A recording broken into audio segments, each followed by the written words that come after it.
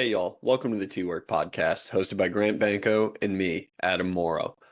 From entrepreneurs and athletes to the rat racers of corporate America and those who refuse to be put in a box, we want to share their stories and understand how they ended up where they are.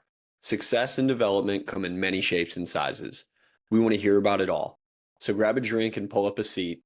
Let's spill some tea and get to it. And welcome back to the T-Work pod. Today we have on Richard Cosgrove. Richard Cosgrove is a native of West River, Maryland, who played junior college baseball at College of Southern Maryland, went on to play some D3 ball at University of Valley Forge, but quickly realized coaching was his calling, so hopped over to Lackawanna Community College, where he was the hitting coach, took a role as the sports science intern with the San Diego Padres, and that's actually where we met in the fall of 21 at Instructs. From there, he got a job as a tech coordinator in low A with the Baltimore Orioles, moved on to the same position in AAA, where he was a international league champion with the Norfolk Tide, and then they went on to actually win the whole AAA championship. And this year, he will be a developmental coach with the FCL team in Sarasota, Florida, with the Orioles. So, Richard, with that, I'll pass it on to you to fill in any gaps. I know not mentioned in here is like the data-driven duo, what you've done some on the side, your crazy journey of doing online school while working in professional baseball. I don't know where you want to start. We're cool with any of it. I know this is your first time on here with us, but as I said via text, we like to keep it super open-ended and just kind of talk shop. Yeah, no, 100%. And I think, just kind of build off that. Like, I appreciate you guys having me on. And I always kind of love sharing my story. Definitely over the past 5 years, 5, 6 years, it's been a crazy journey. Kind of traveled all over the country. And it's definitely taken some time to kind of get to where I am today, which is pretty cool. And yeah, I mean, I guess kind of like you said, I can kind of go into a little bit more about my story and kind of how I got here today. And you know, like you had mentioned, was playing, lower level college baseball, junior college baseball, Division III baseball, at the University of Valley Forge, very small Division III. We were, at the bottom tier of Division III baseball, that's for sure. And I had an opportunity, met some buddies there. And my buddy Bryce and I ended up going to work in a college summer ball that year in pure South Dakota, middle of nowhere. Um, Kind of from there, I ended up transferring back home to play junior college baseball. Um, that next summer, we were going to intern in the Cape together. COVID canceled the Cape that season. Ended up back in South Dakota, which is crazy. Um, And then, in between all that, going to winter meetings, networking, had an opportunity, met Rachel Balkovic, who's now the Marlins farm director. And she was basically like, you got to have a virtual resume, something that just promotes yourself, some of the work you do. And she came up with she came up with the name of Data Driven Duo. And, we kind of used that, made the Twitter account, posted some work we did. Bryce ended up, when I left the junior college, I wasn't really sure what I wanted to do yet. Bryce was graduating from his 4-year school, and he ended up getting hitting coach job with Lackawanna. And then they were like, "What do you want to come to?" Like the coach Mike Vicari from Lackawanna was like, "You want to come to?" And I said, "Yeah." I mean, I'm in. Ended up finishing up my school online at the University of Louisville.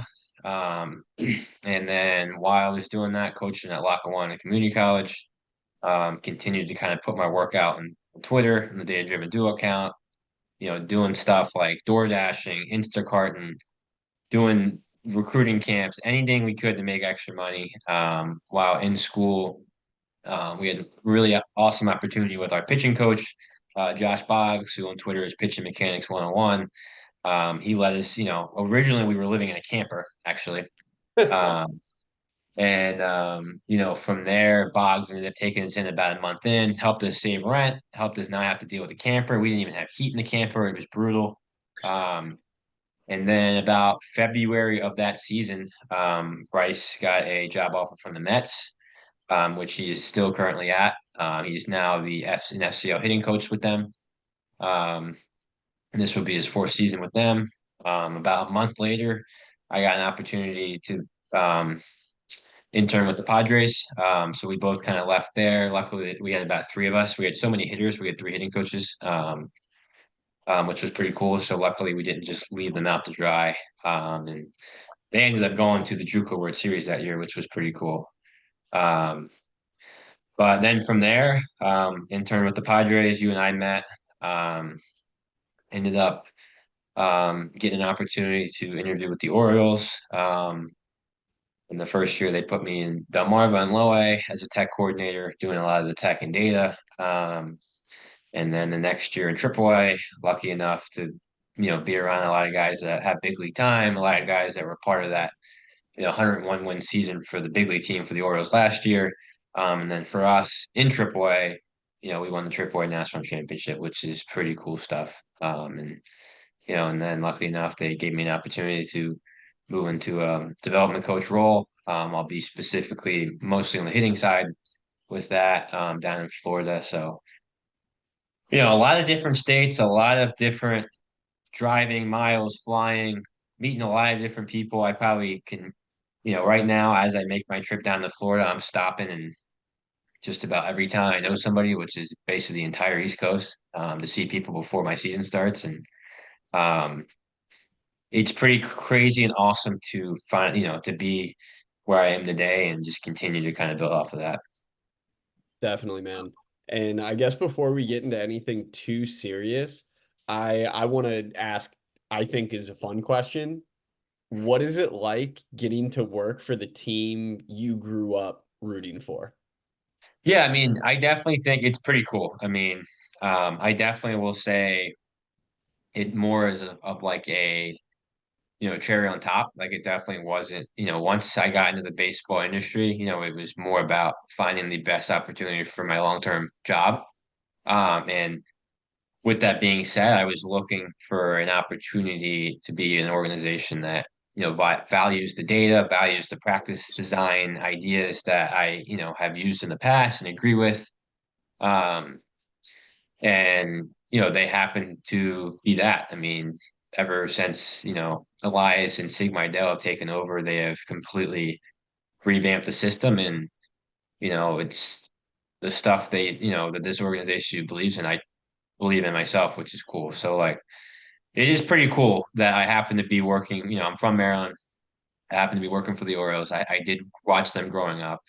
I'm still a big Ravens fan. So still kind of Baltimore, you know, um, Baltimore, still love Baltimore and all that stuff. But it really just is the way it worked out, in all honesty. Like, I wanted to make sure I found a spot where, like, and that I feel like my work was being valued, and definitely is here where, we're definitely on the forefront of player development. We're on the forefront of the analytics and, some of the practice design stuff, especially on the hitting side, which is more of my experience and, on both sides as well. But, um, and right now we have been the number one farm system in baseball, even despite after making, trading for an ace like Corbin Burns. So it's pretty cool to still be in, it's that, like I said, it just happened to work out that way, which is still pretty cool.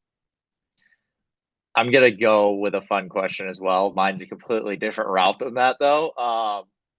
You're looking to get into coaching. You ended up in South Dakota. Then the next year you're gonna be in the Cape, which is an unbelievable opportunity. And then you get sent back to South Dakota because of COVID and everything. Did that make you question? I mean, I've never been to South Dakota, but I can't imagine it being a lot to do there or a lot going on. Did that make you question coaching? And I mean, you got to love coaching if you spent 2 years in South Dakota coaching. I mean, did that give you some wake up call that that's what you wanted to do? Yeah, I mean, it was definitely a unique experience. Once you're in South Dakota for about 3 weeks, you kind of get sick of it. Definitely is the middle of nowhere. Definitely is not. It has its challenges, but like the one thing with that was we were on like the old minor league schedule. type of, routine where it was like we only had 3 days off the entire summer. So like we were staying busy as it was. It was our first experience, like my first experience of traveling.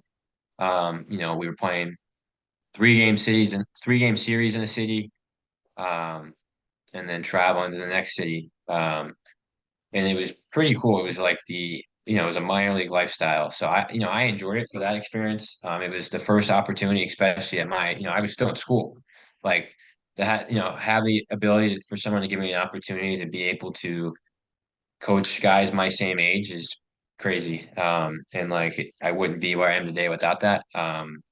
You know, it worked out really well. Like I said, me and my buddy Bryce, that's kind of where we both started. And then we had an opportunity. We met Jake Witt, who was super helpful. He's now a pitching coach in the Mariners organization. Actually happened to work for the Orioles 2 years ago, which is crazy.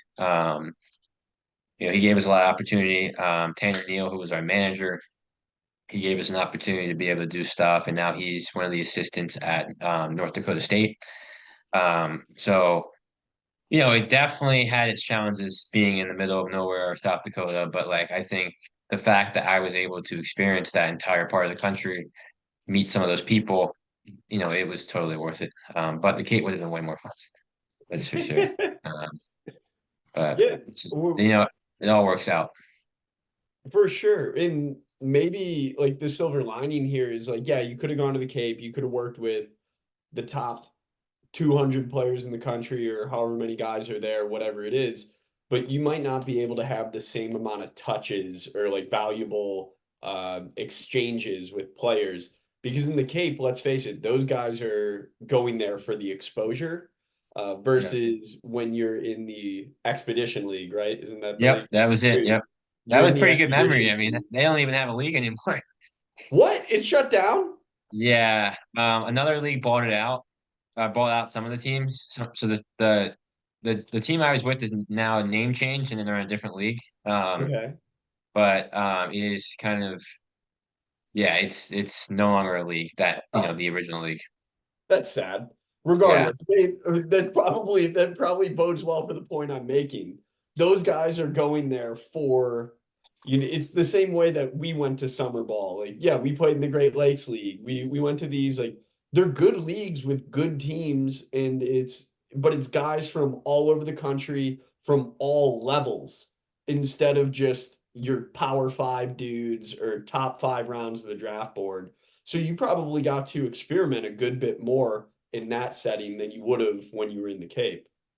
No, 100%. Like you said, especially in the Cape, you probably have guys who already have agents where like they don't, they want to be careful about some of that stuff. And um it was definitely, like you said, we got to experience a lot. That first summer, we really, in terms of data and tech, we really only had access to Blast Motion. It was, like I said, my first coaching experience, so it was definitely unique. And then kind of in between that, my buddy and I kind of saved up money, and bought some other technology. We bought a Rapsoda, we bought a K-Vest. The league ended up adding Flight Scope.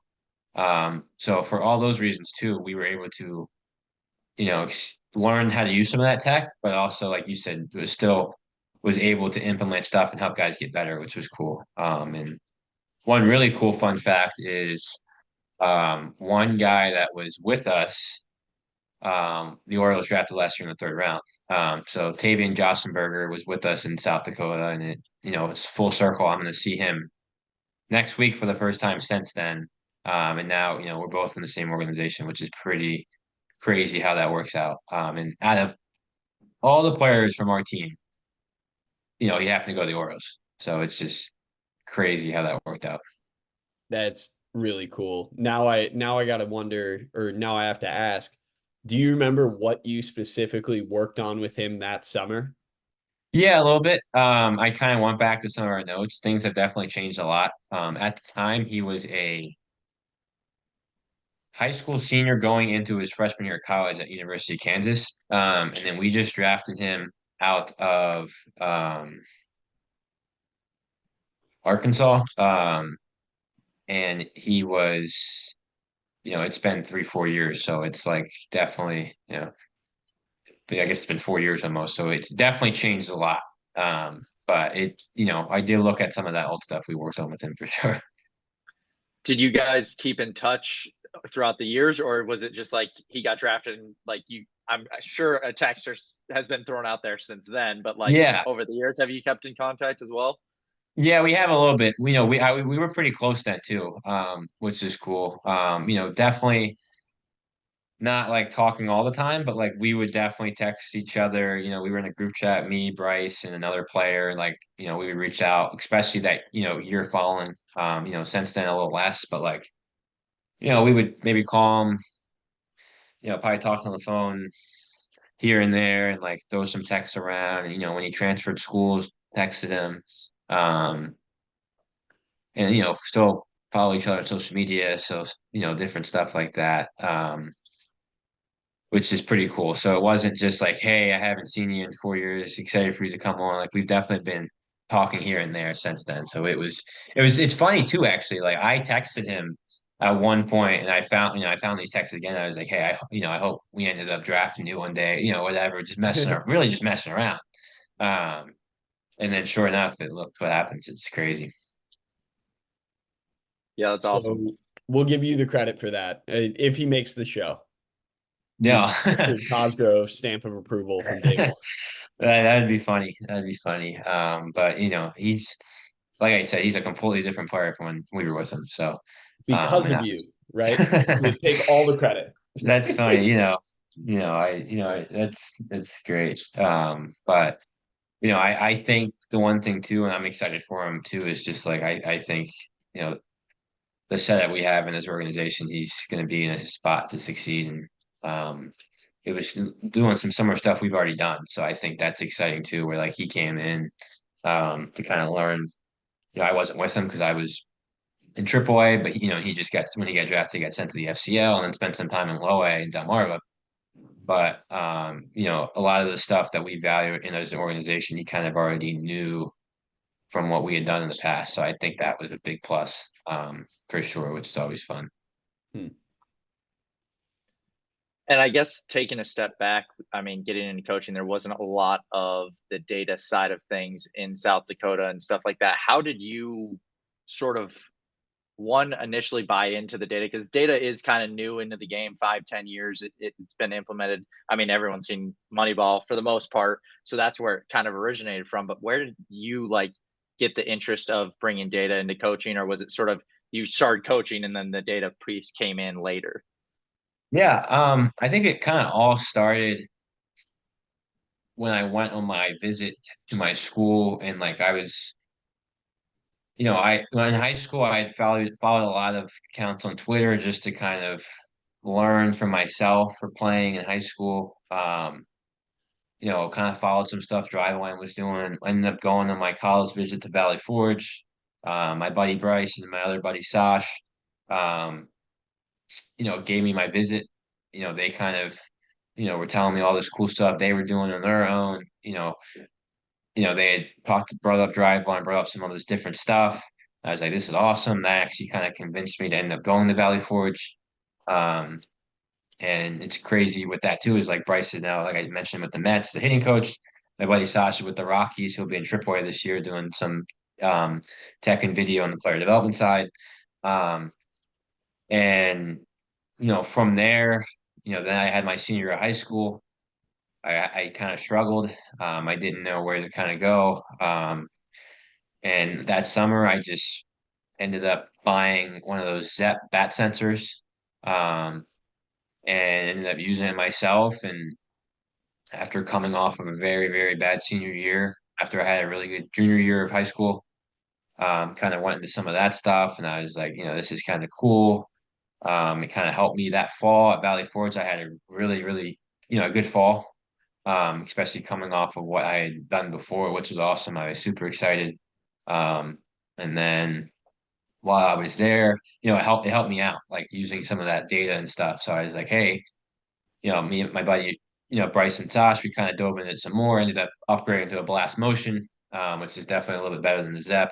Um, and then just kind of did some of our own research and stuff. And then we ended up reaching out to the local high school where we shared their facilities, so our practice schedule would never overlap. So it allow us to still practice on our own, but also help out a little bit with the high school when we could, because of how the schedules aligned. So we kind of brought some of that tech over to there. So I think it was a lot more of like we started with the data and tech and stuff first, and then ended up coaching and like, realized where the game is going and, how this could kind of bring value. And, I think it's been really awesome because that's kind of what got us started. But I think now, over the past couple of years from our experience and what we've learned, like we've kind of learned like it's a lot more of, just a tool and stuff. Like, so I think it's been cool to see where we're at now, where it's like maybe at the beginning we were relying on it maybe almost too much, because we were just getting started. But now we're at the point where like we use it a lot and we value it a lot, but it's also just another tool in the toolbox of what we can use and go from there. Something I think is really cool that I want to pull from what you just said is it sounds like you guys took the initiative on your own. You were confronted with your own personal problem, right? You had a season that you didn't think you played up to par or up to expectation. You're a senior, you expect to be the best player in the team, the best player in the league, best player in the state, whatever, however you value yourself. You set these extremely high expectations. You don't come close to meeting them. And then you're left with a problem that you have to solve. It's either what everybody says is the definition of insanity, just keep doing what you've been doing, or look for a solution somewhere else. And that sounds like the time like you've begun to consume this information. Why not try it for yourself? So you took a chance, you took the leap, you looked for um, you looked for a solution somewhere else, and it sounds like you started to tackle that problem. And then thankfully you had people that believed in it as well. Then you took another jump and you went to the high school coach saying like, "Hey, can we help you out?" Like you're a college freshman, you're trying to deal with school, you're trying to deal with your own playing time, getting on the field, all of that, and you just want to learn. So you say, "Hey coach, can we do some testing with you guys?" I mean, I think that's very impressive initiative. And like, I don't know if I really have a question here. It's just like props to you, man. That's sweet. Like you believed in something, you took a chance on it, and it sounds like it puts you down the path that you're on now. Like if that's kind of like the revolving door moment. No, 100%. It's pretty cool, just that journey of like coaching high school while playing, coaching college while playing, and then ending my playing career, coaching college again at a really good junior college, and then doing it in all these different states, Pennsylvania. I went to school in Pennsylvania, then I went to South Dakota, then back in Pennsylvania up at Scranton, back in Maryland for a little bit. Um, it just is truly cool to look back on the journey that I've taken and being able to, it was cool to do a lot with guys like my buddy Bryce, like Sash, and all that good stuff. Which is it's just cool to kind of meet a lot of people along the way, and it's truly crazy where we're all at today, which is awesome. Yeah, and I think one piece to point out, I mean, we all come from sort of the baseball world. I left it right after college, went into corporate America, all that. But I think one key thing you said in that kind of story of getting into the data side of things is baseball, when they learned about the data, try to go all the way to that side and only choose data and didn't. And from my understanding from some people that were in the game, they brought in non-baseball people. They were good data people, good data analytics people, but they didn't know how to relate that to baseball. They were just making decisions solely on baseball. And it's nice to hear, like, obviously you used it as a player, so you understand both it from the player side and the coaching side and the data. And it's sounding like the baseball world's coming back to sort of a more middle ground where it's applying the baseball knowledge and the data side of things. So it's kind of coming back to the middle. It was basically my understanding from your point of view. Yeah, no, 100%. I think the Orioles do a really good job of that, of you know doing both sides of it, which is pretty cool. And like that's kind of where my role is kind of at. As a development coach, I'm kind of, it's on the coaching staff, and a lot of it is like, more on the data driven side, which is cool. So it's like they want somebody who's a coach, implementing the data and stuff, where I can, I have to kind of find that happy medium of both, which is pretty awesome. So no, it's, you know, really awesome to kind of be a part of that. Yeah, let's dive into your role a little bit. I mean, what's I think is kind of unique from my understanding of a dev coach and then how it's used in like the different organizations that have it is it sounds like your job is more like the player focused case studies. It's not so much on you to win the game that night or win the series or win the league. It sounds like a lot of your responsibilities are the general player plans and executing those of how do you take your guys in the FCL this year and move them on to Delmarva to Bowie to every step of the way up to Baltimore. And like, is that understanding correct? No, 100%. Yeah, that's kind of my job, is like working with the other coaches. Like I had mentioned, more at least to the FCL, more specifically, I'm going to be more on the hitting side. But like working with our hitting coaches to come up with player plans, and implementing that and tracking trends, and like, educating them, preparing them to make that jump to low A. And like, I think that's going to be a big part of what I'll do this year, is working with them where I can help get them prepared to be ready when they get called up to low A, they're ready. And as they move up the organization, up the ranks, they already know what the organization values, and you know what that looks like. Another thing that the Orioles do a really awesome job with is like every level, it's the same thing. And like, I think James McCann talked about it last year when he was rehabbing, with High Aberdeen. He was like, some of the advanced stuff and some of the meetings they were doing, going over the opposing hitters, was pretty similar to what they talked about in the big leagues. So that's a big thing that the Orioles are really big on and do a really good job about. And that's going to be some part of my job, is like making sure, obviously it's going to be a little bit different from the FCL versus low A versus triple A versus the big leagues, because it's just different levels, different age of kids. But generally, you know, what we're doing in the FCL is going to be the same, similar type of idea of what they're doing in the big leagues to an extent. Like I said, it's going to be still different, but like, valued some of the same stuff, when they do get to that level, they already know what that's about. And I think that's been the cool thing too for me, is like every year I've been to a different level. When I was with the Padres, I was with Double A. Now in the Orioles organization, I've done Low A, I've done Triple A. Now I'll be down the FCL, so I can also kind of share what I've seen of what was different in Low A versus Triple A versus what we're going to do in the FCL. So, um, you know, I'm very much in a role where like I need to, you know, work with others and help them out and be able to prepare them for the next level, while tracking trends and making visuals and different stuff like that.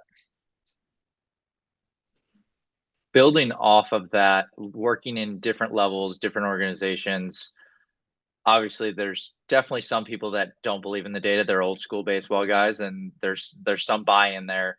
I guess it'd be interesting to hear your perspective on, have you faced some pushback from players or other coaches that are more old school mentality with the data? And if so, like how did you approach like explaining how it could help them and maybe getting their buy-in? Yeah, I mean, it's definitely a unique, unique thing for sure. And you can see stuff on Twitter and, people I work with in the off season when I do lessons and stuff. And like, it's, I think it's just trying to make sure we go about it the right way. And like, I think first and foremost, it's kind of about building those relationships with the players and stuff. And like, if, and the other coaches, and if they know that you kind of care and you're there to help and stuff, like they can, they'll get buy-in. And I think, we'll have buy-in. And kind of with that, like, I think, the Orioles did a good job too of like bringing in a lot of people that have pretty similar philosophies and ideas and are kind of bought in. So like I think that in itself helps where like, you know, you go to every level overall, we're doing pretty similar stuff. Like I mentioned, but like even on the data side of like what we value and what we look at and what we track. So I think that helps definitely from the pro ball standpoint, from like my off season stuff. It really is just like making sure I go about it the right way and like, letting them know it's just a tool and like there's other aspects to it as well. But it's like we talked about before, it's finding that happy medium of like, you know, some of the maybe older school stuff and then newer school stuff and kind of, at the end of the day, finding what works. I'm going to try to summarize that real quick and you tell me if I missed anything. Because I just want to make sure that I'm comprehending everything that you said properly. Yeah. If I can boil it down to two things, it sounds like it's build the relationship first. That's always going to be paramount.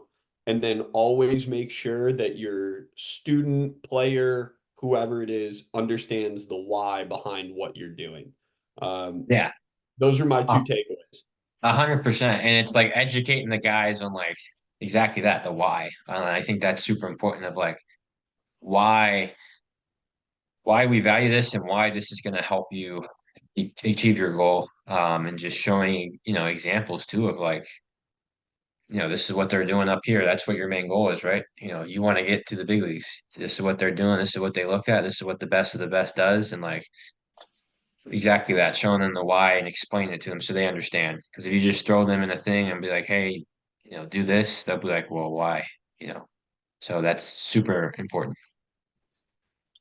Yeah, I think a cool piece that I kind of took away from that, I definitely was expecting the relationship part of that answer, just from other conversations I've had and my own experiences. But I think the big thing that you said, and it could just be unique to the Orioles, but like as a coach, as a player, when you have every single level and every single person within an organization all preaching the same thing and sort of doing similar things, I think that makes it way easier for everybody within the organization to buy in, even if it's a new person coming in that doesn't actually buy it. It's like everybody else is doing that at every single level within this organization.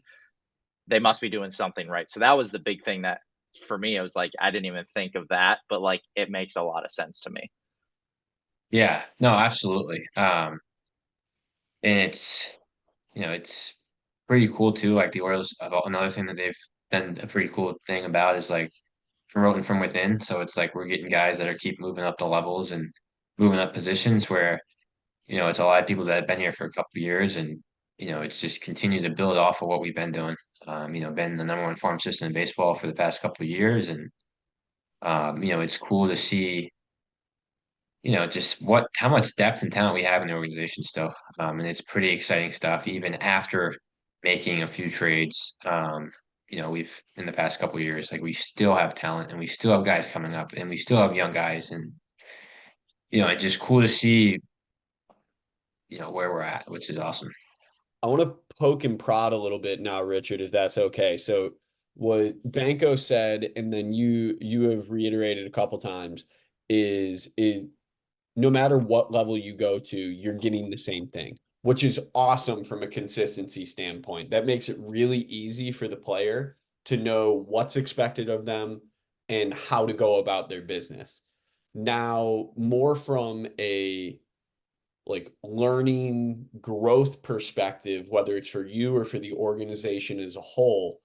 Now, how do you guys combat groupthink or just falling into a pattern of complacency as opposed to like pushing the boundaries, pushing the limits to conquer like what's next? Not just like how do we just keep doing the mundane over and over again, but how do you push the limits? Like you obviously did great. You won 101 games at the big league level.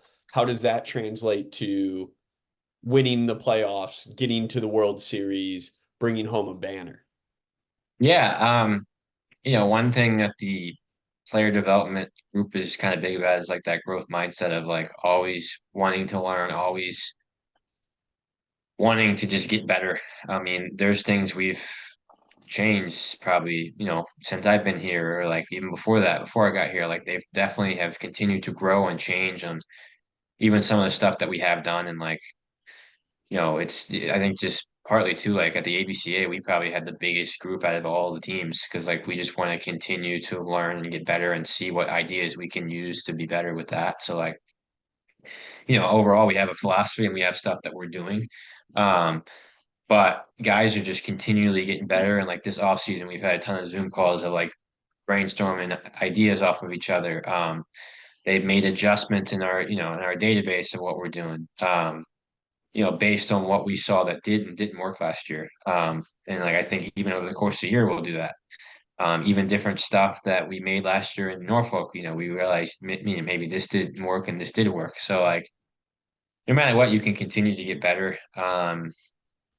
Keeping it working. I mean, you look at like even in like football, look at like the Chiefs and Patrick Mahomes. I mean, they just won their second straight Super Bowl, but now they're trying to shoot for that third straight Super Bowl. So it's like there's always going to be ways to get better, and I don't think we're complacent at all. Like, yes, we were, the big league team was the number one team in American League for the season, but they didn't achieve the goal they wanted to achieve, and they're going to continue to get better on that side. And like us in the player development, we want to help support that and um, keep that rolling. So there's at no point can you be complacent. So that's another thing is we're very much big about growth mindset and continue to grow.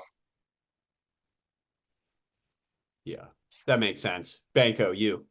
Yeah, no, I was gonna reference.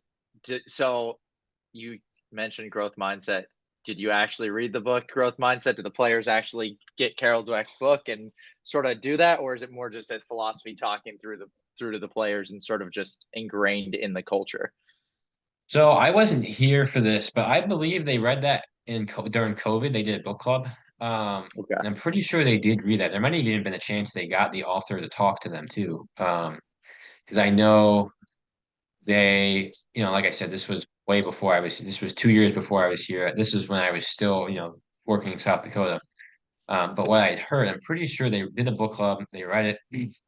I'm pretty sure, and the author came on and spoke to them. I'm pretty sure too. So like that's the other thing. During COVID, when maybe not much was going on, the player development group was still doing stuff to get better. And like I think that also helped create kind of what the off season might look like where we still are doing Zoom calls every 2 weeks, or depending on the department, and like trying to continue to learn and still talk despite some of us maybe living in different parts of the country. So it's probably something I should probably read myself. But I know that they did actually read that at one point.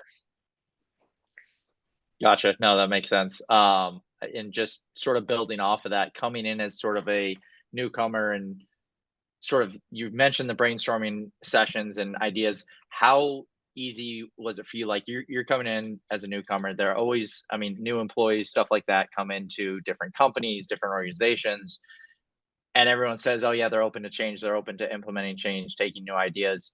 What did that look like? And for you as coming in as a new guy, like you saw something and you're like, "I think we should change this."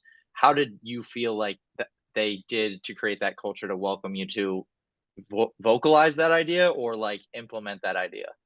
Yeah, I mean, they've been super awesome about like, if you have an idea, talking depending on what department it would fall under, like talking with those guys, and like they're always open to like, just brainstorming and throwing ideas together. And, you know, if it's something, that we agree on will work, like they're always open to listening, and which is pretty cool. Like, there's been different projects I've worked on the hitting side where like, hey, I have this idea. I want to build it out. This past year, I learned a lot on the coding side, and was able to make a lot of visuals for our players and coaches to be able to implement the data easier. And like, I would come with an idea, talk with our hitting coach or maybe talk with our hitting coordinator and be like, hey, I want to do this. And they're like, hey, I like it. And then we would kind of work together to kind of come up with the final product. Um, I've done some stuff and the same thing with the pitching side where like, they've some of the pitching coordinators have came to me with some ideas and stuff I could build out. And like they're like, and if you have any ideas too, we can talk about it too. So like, you know, they're pretty good about that of like working together and they're open to anything, which is cool. And like, obviously some stuff might be useful and sometimes it's not, but like they're always open to listening. And we can kind of work together to kind of go from there. Gotcha. Yeah. And I guess just for like, if we have somebody listening that's sort of like, oh, I might want to get on the data analytics side of baseball and stay involved in baseball. You mentioned coding. What coding languages do you sort of utilize the most? Is it Python, C++? What does that look like just in case someone's listening? Like, if I want to sort of get that under my belt before getting into the game. Yeah, so that definitely has been something I've developed more while I've been really working for the Orioles. I tried to learn it a little bit beforehand, but like I didn't really know where to start, so that was definitely a little tougher. But like what I use, SQL is definitely a very good starting point because it's like a place where you can kind of pull the data from. R like R Studio is pretty cool because you can then take that data and create visuals. I know some teams use Python as well. Um, so I would say any of those three would be super important. But like for me, it really started out with SQL, kind of got that down to a decent point. And then from there, learned a lot about R. Um, but yeah, I think any of those three are a good starting point, and like it definitely brings value. Like, whether you want to be on the front office side, definitely 100% on that side of it. But like if you want to be in like my role where I'm like in a hybrid type of role or like where I'm like on field in the coaching side, but then like I still use the data, like it's super important. So if you can learn that, it's definitely going to help open up opportunities. Yeah, I'll echo that just from what I've witnessed. Python, SQL, R, it seems like any of those three just kind of check that initial box. And thankfully, Richard, I'm sure you can comment on this as well. Uh, they transfer pretty well to one another. Like if you learn one, you can transfer your knowledge pretty well to the next one. Um, and then Richard, I don't know if you've gone down this path much yet, especially what you might be forced to now that you're at the complex. But how's the Spanish looking these days? Yeah, so um, definitely still in work in progress. That's for sure. You know, definitely some skills that are super important, that just bring helps provide value is, the coding side and learning Spanish. And like that stuff definitely helps put guys over the edge. So I definitely have put more of my time of learning the coding side. But Spanish is super important. I honestly still could do way better at learning that for sure. When I was in low A, we had a lot of Latin players. So that was definitely a challenge for me. This year in the complex, we'll definitely have a lot of Latin players. Last year in AAA, we had some, but at that level, a lot of them are bilingual. Um, so I didn't really have to use it too much, but it definitely is a skill that I would recommend if that can be super valuable. If you can speak Spanish and you know throw BP and hit fungos, and that's pretty valuable. That's for sure. Um, like and then diving in the other aspects, whether it be coding or whatever else, is super important too. Yeah, and I guess a piece on Spanish. I don't know if this helps you, if it just helps listeners. One thing that I had never thought of until maybe like 3 weeks ago. I've been trying pretty hard to learn Spanish off and on for a while. I started using AI to help with my Spanish. I just type in like, give me a story about Roberto Clemente in Spanish, and like I've just been cycling through different players, or I asked for a review of the 2023 season in Spanish, and it's just now a part of like my daily routine. Like it's a part of my morning routine. After I take my dogs for a walk, I come home, I feed them, and then I fire up like one Spanish request and I'll just read that story in like 10 minutes. That's it's helped me tremendously. Yeah, my buddy Bryce used Duolingo a lot. He would do it like every day, and last year he was actually in the Dominican Summer League, and his Spanish is pretty good. Um, So he did that a lot, and then now he'll be at FCL, so he'll still have some of those same players. But yeah, it's I also went down to Puerto Rico last off season, and that was kind of a cool experience as well. But yeah, I mean, doing stuff like that daily is going to help over time. Even if it's, Bryce was only doing like 5 minutes a day. I mean, and like now and he just continued to do it every day, and like he can have a full conversation, and like that was especially important being in the DSL. Well, speaking of like every day, so going back to like the nitty-gritty of the podcast, right? T-work. It's the little things you do to like build and become who you are now.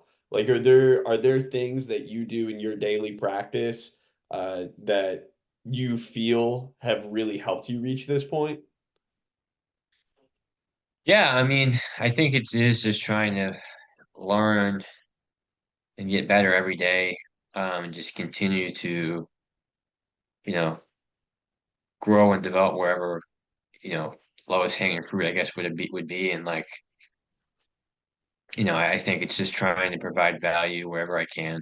I think it's super important. And like, setting goals for myself of like, hey, like one of my goals coming in the Pro Bowl was getting in the development coach role. So like, I did every day what I could to get better, to grow the skills of what that would look like, and I kind of knew what those skill sets were. So like I made sure even in my old role I was doing a lot of the same stuff.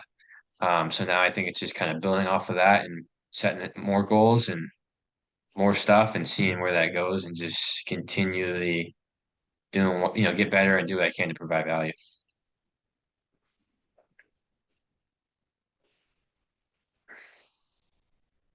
I'm blanking right now, so it's on you right now.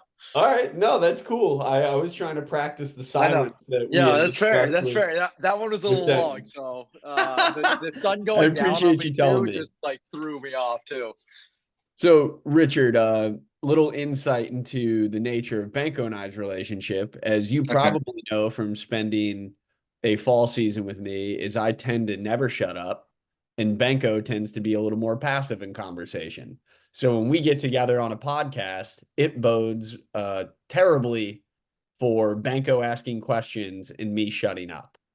As a Depends on the result, day. I have tried to pause longer, and then we occasionally find ourselves in situations of silence. So not on you, on us. We're working on it. That's part of our daily work. But Hey, fair enough. yeah. Um, so I kind of want to like stick with this pattern. So we now let's peel it back. Let's look at like your story. Like you had your sliding doors moment, where you had a crappy high school senior season.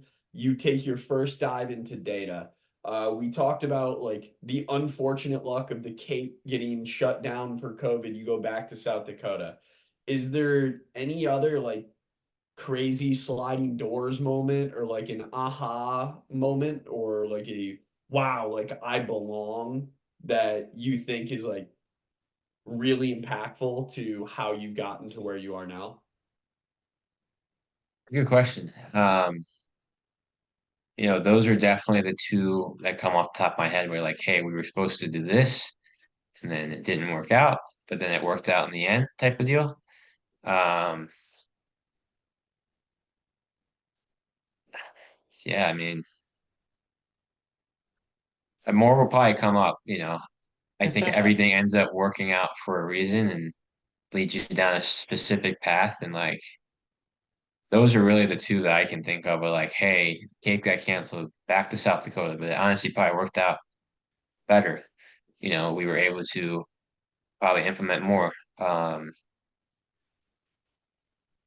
yeah, nothing that really comes to mind, but those two definitely are like, hey, you're maybe not where I wanted to be in the moment, but right now, I kind of at the point where like I haven't had any regrets, and like I'm in a pretty good spot where I'm at. So it's just kind of continuing to work hard and see where things take me.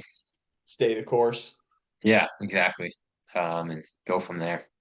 So with like staying the course, right? So like I know you didn't give us specifics there, but that's totally okay. Like I feel like we still got a lot from that. Like what never wavered for you was baseball, and like wanting to help people get better. You already talked about like how important it is for players or students to understand the why. Do you feel you have a personal why of like why you're doing what you're doing? Yeah, I mean, I guess it really is just wanting to, work with guys and teach guys and help them get better. And, I've had a love for that, player development side of things, of helping guys get better and seeing where things end up. And like, especially on that data side where like, I've always had a love for that, like data driven, tracking progress, helping guys get better, seeing them succeed in the big leagues. Like, that's honestly been the coolest part about working in professional baseball is, hey, I happened to be in the same clubhouse or, same dugout as so and so, and now they're in the big leagues, or whatever. Like that was really cool. When I was with the Padres in Double A, there's a ton of guys who I was with then who now are in the big leagues across different teams. And like, same thing last year in Triple A. There's a ton of guys, you know, and seeing them achieve their goal, I think is a big reason that I like what I'm doing. So it's like, hey, growing up as a kid, everyone wants to go play in the big leagues. And like I think I'm in the next best spot where I'm able to firsthand see guys achieve those goals and see what it took for them to get there, which is pretty cool. And like it's been really awesome to see that, especially being in two organizations that have been like at the time, winning. They've made some trades where like we've traded prospects with both San Diego and Baltimore, where like, you know, I I've probably at one point or another been around a guy that, is in the big leagues with like probably 10 different teams. Which is cool. Like, I know guys obviously with Baltimore. I know guys in the big leagues with San Diego. I know, we have like Oakland, um, Milwaukee, Washington. the Nationals. Yep, like Mackenzie Gore. Yep.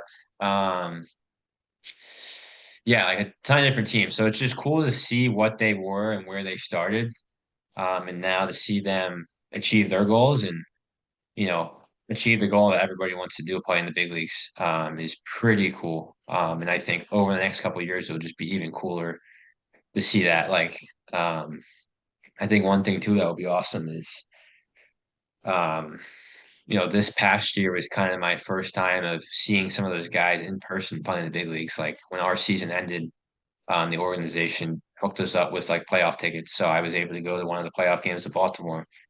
And half the lineup had spent one time or another in Norfolk, which was cool. This year being in the FCL, I'm gonna have an opportunity to go to Tampa, and see when our big league team comes there, see when the Padres come to town, see when some of those other teams come to town. So it is. I think that is kind of my why. Is like I love seeing guys achieve that goal of making it in the big leagues and having a successful career. And it was cool just to have an opportunity to be around them before they got there. Yeah, and I'm back now. Long day at work. I've been tired. But first thing I'll point out is your drive is going to be a little bit shorter up to Tampa because the stadium's in St. Pete, so it makes the drive a little Yeah, bit easier for you there. that's fair. That's Um, fair. I totally forgot about that. That's a fair point. Shouldn't be too bad at uh, all. yeah. But I guess I mean you were a player, obviously didn't get drafted. I didn't get drafted, but now you're coaching guys that are playing at the big league level. You're trying to teach them, and you hear a lot of, I mean, baseball people, non-baseball people talk about imposter syndrome and like getting over that hump. One, do you feel imposter syndrome when you're coaching some of these guys? And two, how do you kind of deal with that and get over that hurdle when you're talking to some of these guys?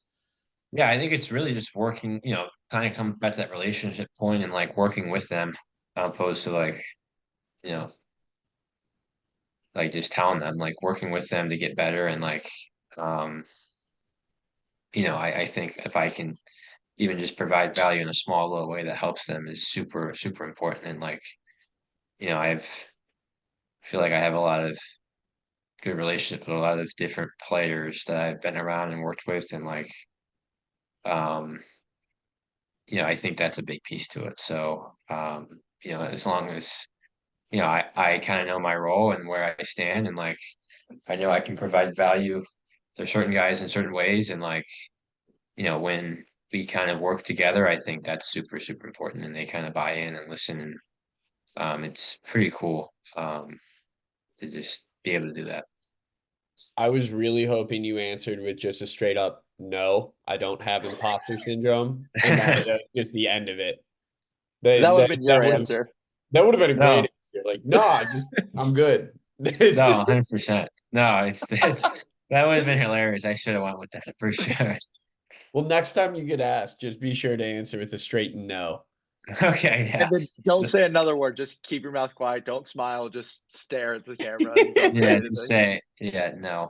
Just Yeah, I that's it. mean, it's so real though. I'm sure like you obviously went right back to like what really matters is understanding the relationship with the individual, not so much focusing on the role or focusing on the status. But what is really hard is it's so easy to get caught up in like, wow, if I say the wrong thing, it could negatively impact this guy instead of focusing on the like what you said, like, no, like, let's build this relationship. I worked incredibly hard to put myself in the position that I'm currently in, and the guy that I'm working with also understands that I have his best interest in mind. I'm not trying to do anything harmful. We're trying to work on this same path together to get to the end goal, which is make it to the show, win championship. And like, to me, like part of like what I've had or what I found comfort in is just like boiling it down to like that simple approach. And then that can prevent or like kind of like fend off like those intrusive thoughts of like, oh, do I belong? Am I good enough? Or anything like that. I don't know if you have comments on that. Yeah, I mean, it's no, absolutely. Like it's that's super important, all that stuff. And it's like, that's the goal. It's just trying to help those guys out, and see them achieve the goal that everyone wants to achieve. I mean, every kid in America says I want to play in the big leagues and win a World Series, and it's pretty cool. I haven't yet been around a player necessarily to win the World Series. Been around a player that ended up being a part of that. Now, like I said, this is only my third. This will be my fourth season in pro ball, but it was just cool to like texting guys that just got like the invite to big league spring training. Calling guys up that got their call to the show.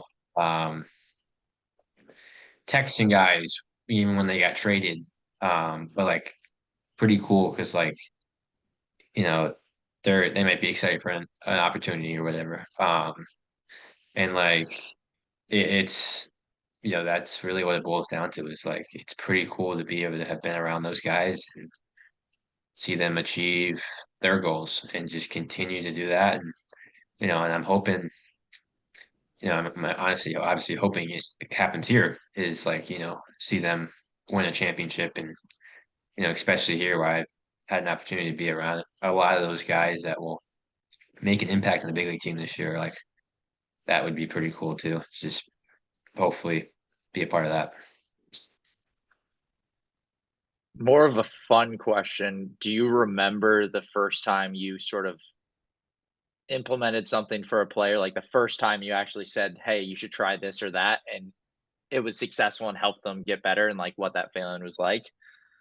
Yeah, I think in South Dakota that was pretty cool. Like my first real coaching spot, like there were some different things that we did with different guys and like it was summer ball, so it's also like, it's not their main season. So it's like to see them buy in though and show up early to get better despite it being summer ball and like and then have them succeed in the field when we did work on those certain things, that was pretty cool. And that also was another reason for like, hey, I really enjoy this and like I really want to, you know, continue to stay in this industry where I can make impact on guys like that.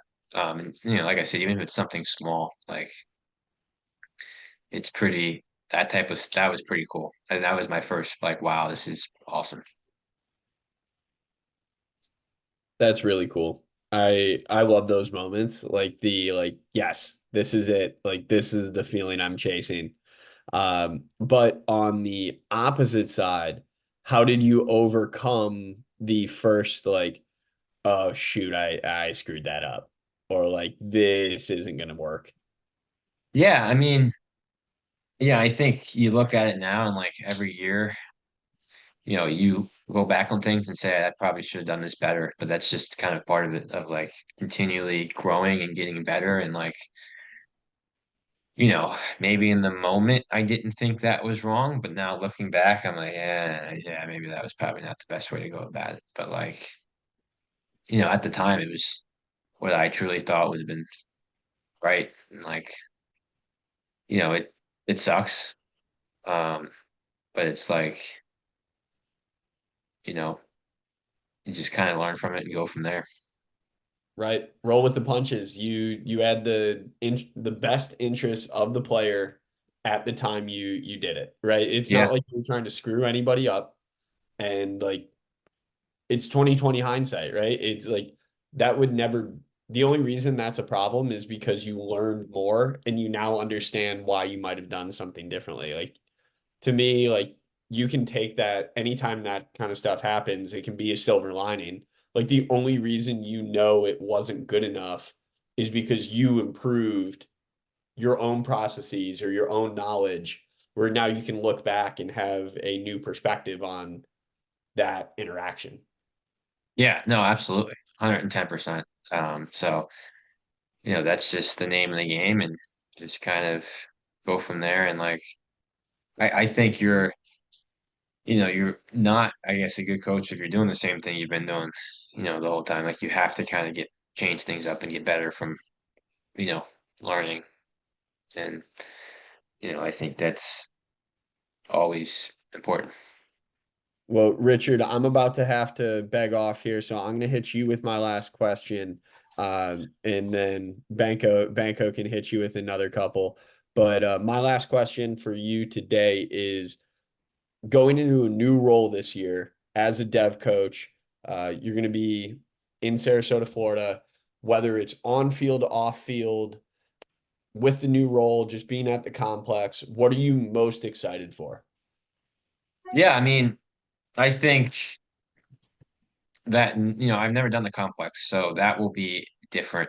Um, and like it's definitely a different schedule. I'm definitely more of a night person, but like I will should be able to adjust pretty easily. But like, the morning schedule, it honestly is more of like a normal work schedule to an extent, where we get Sundays off. We're done on Saturdays by like 2 or 3. During the week we're probably done by 5 or so. Like I think that will be cool. It definitely be different. I like traveling too. Like, but like obviously I'll be in the same location. Our trips are day trips. Driving 30 minutes to Bradenton to play the Pirates, or driving, at the most an hour and a half to Fort Myers to play the Red Sox or Twins. Um, so it definitely will be a different experience. But I'm excited for that because, I just continue to kind of build up different experience and get better. But I think that will be the thing I'm most, looking forward to is getting the season of the complex under my belt and what that lifestyle kind of looks like. And, it'll be different too. Like last year I was with AAA, so, it was around older, different players. This year I'll be at the complex, so I'll be with younger players. So it's like all those challenges and just differences are always good to kind of, change things up and continue to get better. I Banko. can, so I can go a completely different rabbit hole, but I'm not going to open that up. We'll bring you back on at some point. Do you want to Because tease it? I will, but I'm gonna first say we have to end it early because it is Valentine's Day, and Adam's the only one that's on a schedule here. So you're welcome, Corey. Also, thank you, Corey, for giving us Adam's time today. But yeah, I mean, I definitely want to eventually go down the rabbit hole of mentorship. You mentioned the Marlins organization sort of having that influence and early on in your career and sort of how that relationship was built, but we'll not go down that rabbit hole. I guess I'll just leave it with you. Is there anything else that you want to say, like to close out? Or I mean, do you feel like you got a good base covered there? What do you want to leave us with? Yeah, I mean, it really is just being willing to do different things. And, if for people that want to break into professional baseball, like that's super important. If like sometimes you have to go out to South Dakota, or sometimes you have to live in Scranton and live on a, blow up mattress. And, when it snows and you gotta, make the most of it. You got to do some different things, if you want to achieve your goals. And like, look back now and it's crazy what the journey was like, but like everyone's journey is different. But like, if you're a high school, college student that wants to work in professional baseball, it's going to take time, but like you can achieve it if you work hard enough and kind of go from there. I suppose we should have taken some more time to discuss Richard living in a camper while coaching junior college baseball. But Yeah, that was something else. And I mean, that was, second show. We can get it. We can get into a I lot more rabbit holes. we could go on for hours about the different places I lived. And, I lived in, I lived in a dorm in Phoenixville, Pennsylvania. I lived in, back home one year. I lived in the camper. I lived in an apartment in Dunmore, Pennsylvania, in a living room on a blow-up mattress, and then we had to move into the kitchen because the roof started leaking.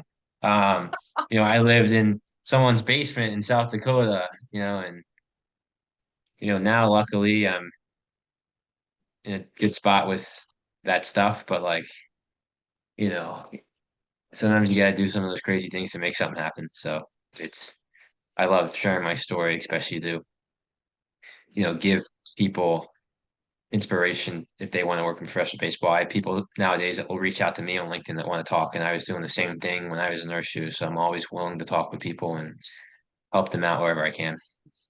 well, I guess then, Richard, I don't know if you have any like social media or anything you want to plug before we head on out of here, because I know that that's one of the things you are passionate about is helping out, lending a helping hand. I know I've had guys connect with you that, I mean, one of them ended up being a hitting coach at Lackawanna following Oh in your yeah, footsteps. kind of forgot about that. That is Sam very Cochran. funny. Yep. Yeah, I totally forgot about that. Yep, that's true. Um, yeah, no, I mean like, my Twitter is r Cosgrove _21. Um, my buddy, Bryce and I's Twitter, where, that was our big thing that got us started and helped us achieve our goals, is data. I believe it's data_duo_driven_duo. Um, you can also find that in my profile. But like, yeah, I mean, just even looking at that could be, an idea for someone to do too, of like, creating that virtual resume. And sometimes you have to just put your name out there. Like at the end of the day, you're going to be your best marketing person. And that's sometimes what you got to do to make something happen. Great. Well, thank you very much, Richard. Appreciate you taking the time tonight, especially after the long trip. I know you still have a long ways ahead of you as you head down to Sarasota, Yeah. but the sunshine will be waiting. Yeah. I can't wait to get out of this sucky snow. That's for sure. But I had to make all these pit stops to see all these people I know. And, still got a couple days till I actually reach my destination of Sarasota. So Well, best of luck, man. We'll be talking to you real soon. We have to revisit the camper situation, and then probably way more importantly, as Banko brought up, mentorship. yeah, I'm sure you can speak a lot on. So thanks again, man. Really appreciate it. yeah. Thank you. Hi everyone, Grant here. Thanks for tuning into the show. If you could like, share, and subscribe, we'd greatly appreciate it. Also, if you think you or someone you know has a good life story to tell, we are always open to guest suggestions. You can send those suggestions to our email, tworkpod@gmail.com. Thanks again for the support.